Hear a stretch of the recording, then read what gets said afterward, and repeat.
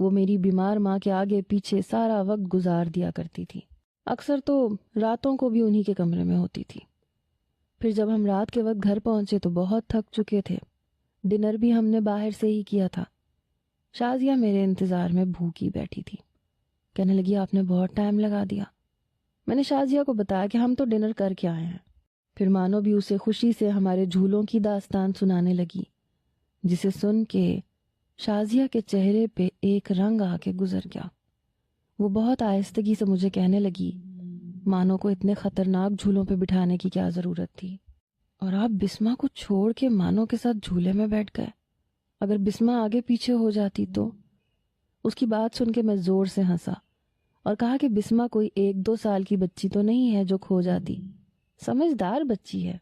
اسے معلوم تھا کہ ہم جھولے میں ہیں، اسی لیے وہ ہمارا انتظار کر رہی تھی۔ اس میں ایسی کون سی بات ہو گئی؟ لیکن شازیہ کچھ خفا سی ہو گئی تھی۔ مجھے اس کی ناراضگی سے بھلا کیا سروکار تھا۔ رات کے 11 بج رہے تھے۔ میں نے مانو سے کہا کہ میں صبح تمہیں دفتر جاتے ہوئے چھوڑ دوں گا، ابھی میں بہت تھک گیا ہوں، رات کو تم یہیں گزار لو۔ مانو کو تو اس بات پہ کوئی اعتراض نہیں ہوا، لیکن شازیہ کہنے لگی کہ مانو رات کو کہاں رکے گی، آپ اسے واپس چھوڑے ہیں۔ میں نے ناراضگی سے شازیہ کو دیکھا اور کہا کہ میں تھک چکا ہوں، حمزہ گھر پہ نہیں ہے، اپنے دوستوں میں گیا ہوا ہے، میں اسے میسج کر دیتا ہوں، وہ رات وہیں پہ رک جائے گا۔ حمزہ کے کمرے میں مانو کا بستر لگا دو۔ میری بات سن کے شازیہ خاموش ہو گئی۔ پھر میں نے مانو کو زبردستی رات کو روک لیا۔ میں نے حمزہ کو بھی میسج کر دیا کہ وہ رات کو واپس نہ آئے۔